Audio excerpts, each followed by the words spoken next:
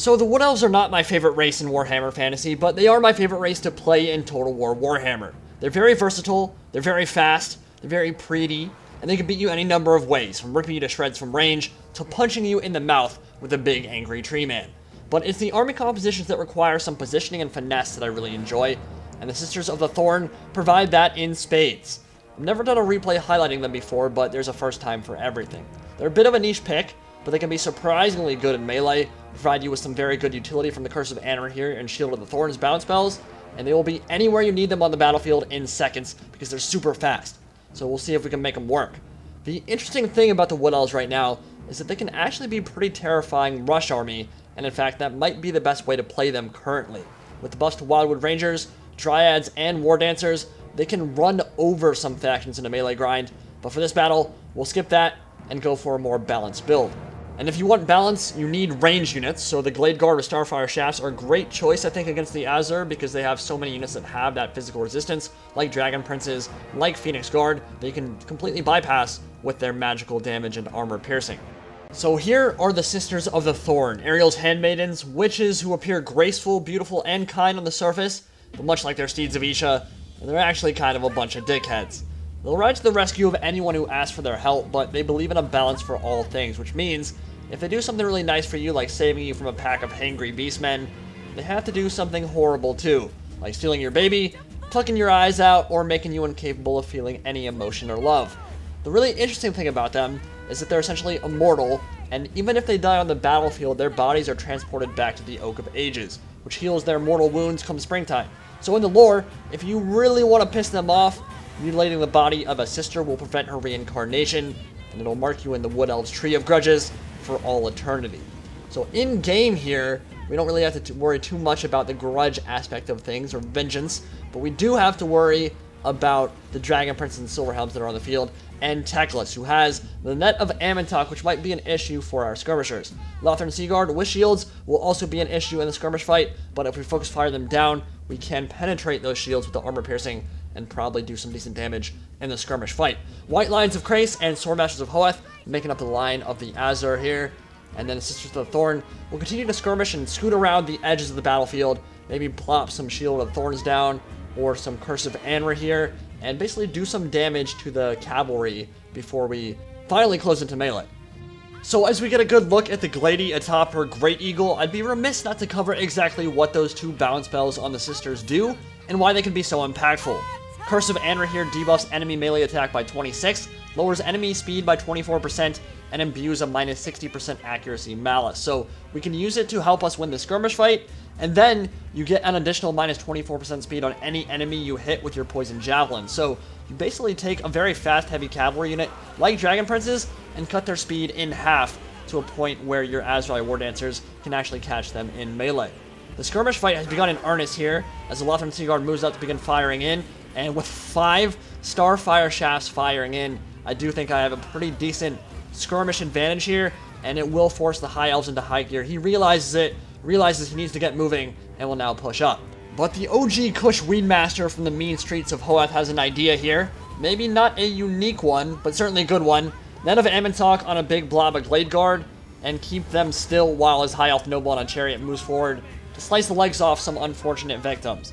So this is pretty well synergized here. He's going to be able to push forward with the High Elf Noble and maybe get some kills in the Glade Guard. As they turn their backs, they'll get some more shots in from behind. And nice charge plowing through the front ranks of 2 of those archers. Eternal Guard pushing up to help cover their retreat, as well as the Glady on top of the Great Eagle to push that High Elf Noble away. And there is one unit in particular on the field that I really need to get off the field. Those are the Swordmasters of Hoeth, which will shred through my infantry line. They need to die. So when you've got 3 Glade Guard with all that armor piercing and magical attack going forward, even with their missile resistant, Swordmasters will take a ton of damage there. Silver Helms up the center, charging, trying to tie down the Glade Guard and get into the Eternal Guard as well. But I have pulled back the majority of my archers, and you can see how fast, even with regrowth, those Swordmasters are dying way too fast.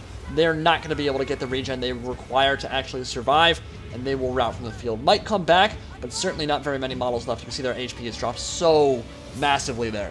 More White Lions pushing up now, and they're going to be a little bit isolated out on this flank, so I can push forward with my Azrael Spear War Dancers and my Wildwood Rangers take the charge. This should be a decent melee engagement, but even better when you think about the fact that I'm getting Sisters of the Thorn to get some really good shots in from behind and do some damage, imbue that poison, which will really debuff them in a lot of ways. And there's a big fiery convocation slamming to the flank of my infantry while the Sisters of the Thorn charge in from behind and get that great rear charge off. Like I said, they can be very good in melee, and they're so fast you can easily strike, pull out, maybe tie down some archers, or even get great hammer and anvils like this one. And you can see the White Lions had health, not anymore. After that charge, after the couple attacks that I got in from the front, those White Lions are worse for the wear and will quickly shatter.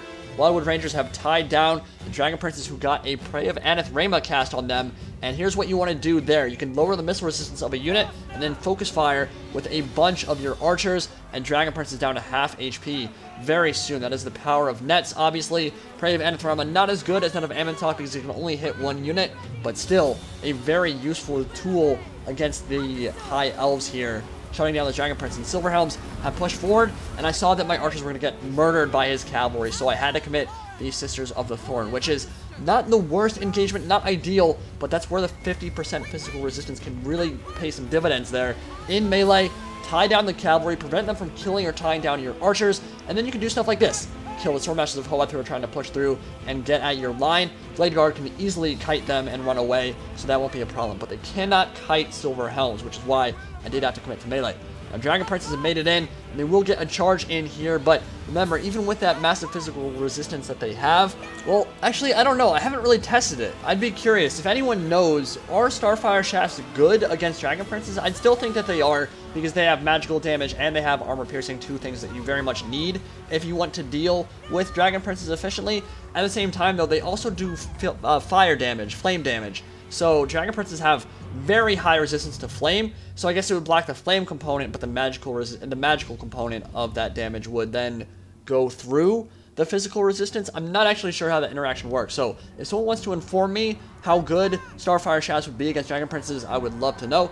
But anyway, they're melting to my Glady and the fact that I had Azrai Spear War Dancers very close by.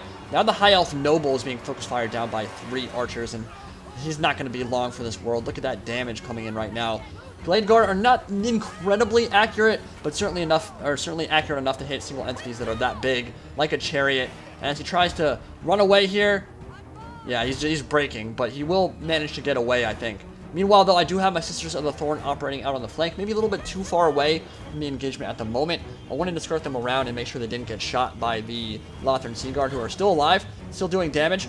But I still have, oh, there's an arrow of Kurnus going off that probably missed everything because it's garbage in Total War Warhammer 2.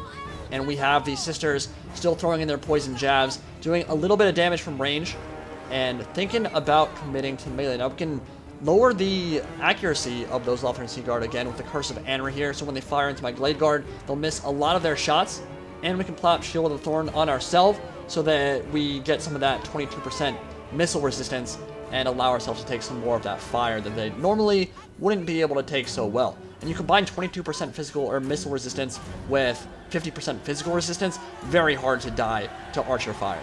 Tactless moving out with Flock of Doom, and now that poor Noble has been Prey of Anathrema, and when there are that many skirmishers firing in, not gonna live very long. And the chariot goes down, High Elf Noble goes down, and the High Elves are certainly on the back foot here, but my infantry line has been beaten up. Really nice fiery convocation from Teclis there, actually, ripping through my Glade Guard. And I have my Sisters of the Thorn, I have my Glady, but that's pretty much it. I don't have a lot else left. But the Sisters are doing some serious work with their poison-tipped javelins right now. And yeah, we're going to pop Curse of Anra here on the Lothern Sea Guard, who are trying to skirmish and trade with my archers. Just debuff them. And then remember that Shield of Thorns can also grant plus 22% or 25% weapon damage. So you can also make them quite good melee combatants when you're ready to charge in finally as well. So I'm probably going to be out of ammo soon. Yeah, I'm out of ammo now. And just when the Lothern Sea Guard are focusing in another direction, come in for a hammer and anvil. No real anvil here, but it doesn't matter. Huge charge from behind. Send them flying. Look at that impact damage. Those Steeds of Isha are awesome. And yeah, the Lothern Sea Guard just going to pretty much instantly rout there, which is really good for me. Another rear charge coming in from the other shield. I keep saying Shield of the Thorn, Sisters of the Thorn. And that will be the end of the game. So very, very fun to utilize those ladies. They can be fantastic for you if you micro them appropriately. And they made a big impact for me there. I mean, 76 kills, 82 kills, I'm definitely going to take that every single time, and it's not just that, it was that they managed to do a lot of HP damage to Dragon Princes when they were skirmishing them out on the flank, and they also blocked very important charges from the Silver Helms that could have maybe killed the rest of my Glade Guard, and really hurt me as we moved into the later stages of that battle. Wildwood Rangers were decent, not amazing, but they're fighting against very good melee combatants like the Swordmasters of Hoeth and the White Lion, so not completely surprising there. This Lothern Sea Guard actually did pretty well. One of them got 93 kills, which is a ton. My Glade Guard, the focus fire from them, they might have actually made the biggest impact on the battle for me because they eviscerated 2 full units of Swordmasters and hurt some White Lions as well. But yeah, overall, really fun battle and kind of showcases how you can make Sisters of the Thorn work for you if you want to try them out. They're a lot of fun. See you guys next time.